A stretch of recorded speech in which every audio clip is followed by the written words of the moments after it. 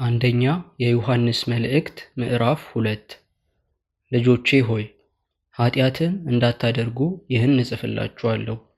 ማንም ኃጢአትን ቢያደርግ ከአብ ዘንድ ጠበቃ አለን፣ እርሱም ጻድቅ የሆነ ኢየሱስ ክርስቶስ ነው። እርሱም የኃጢአታችን ማስተሰሪያ ነው፣ ለኃጢአታችንም ብቻ አይደለም፣ ነገር ግን ለዓለሙ ሁሉ ኃጢአት እንጂ። ትእዛዛቱንም ብንጠብቅ በዚህ እንዳወቅነው እናውቃለን። አውቄዋለሁ የሚል ትእዛዛቱንም የማይጠብቅ ውሸተኛ ነው፣ እውነትም በእርሱ ውስጥ የለም።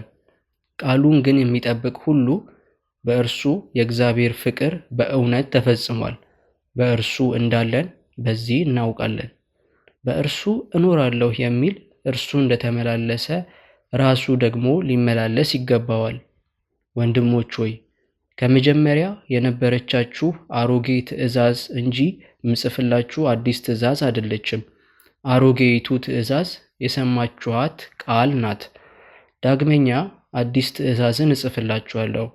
ይህም ነገር በእርሱ በእናንተም እውነተኛ ነው። ጨለማው ያልፋልና እውነተኛውም ብርሃን አሁን ይበራል። በብርሃን አለሁ የሚል ወንድሙንም የሚጠላ እስከ አሁን በጨለማ አለ። ወንድሙንም የሚወድ በብርሃን ይኖራል፣ ማሰናከያም የለበትም። ወንድሙን የሚጠላ ግን በጨለማ አለ፣ በጨለማም ይመላለሳል፣ የሚሄድበትንም አያውቅም፣ ጨለማው ዓይኖቹን አሳውሮታልና። ልጆች ሆይ ኃጢአታችሁ ስለ ስሙ ተሰርዮላችኋልና እጽፍላችኋለሁ። አባቶች ሆይ ከመጀመሪያው የነበረውን አውቃችኋልና እጽፍላችኋለሁ። ጎበዞች ሆይ ክፉውን አሸንፋችኋልና እጽፍላችኋለሁ። ልጆች ሆይ አብን አውቃችኋልና እጽፍላችኋለሁ። አባቶች ሆይ ከመጀመሪያ የነበረውን አውቃችኋልና እጽፍላችኋለሁ። ጎበዞች ሆይ ብርቱዎች ስለሆናችሁ የእግዚአብሔርም ቃል በእናንተ ስለሚኖር ክፉውንም ስላሸነፋችሁ እጽፍላችኋለሁ። ዓለምን ወይም በዓለም ያሉትን አትውደዱ። በዓለም ያለው ሁሉ እርሱም የሥጋ ምኞትና የዓይን አምሮት፣ ስለ ገንዘብም መመካት ከዓለም ስለሆነ እንጂ ከአባት ስላልሆነ፣ ማንም ዓለምን ቢወድ የአባት ፍቅር በእርሱ ውስጥ የለም። ዓለሙም ምኞቱም ያልፋሉ፣ የእግዚአብሔርን ፍቃድ የሚያደርግ ግን ለዘላለም ይኖራል። ልጆች ሆይ መጨረሻው ሰዓት ነው።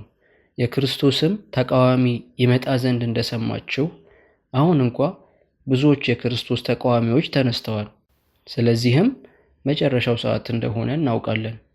ከእኛ ዘንድ ወጡ፣ ዳሩ ግን ከእኛ ወገን አልነበሩም።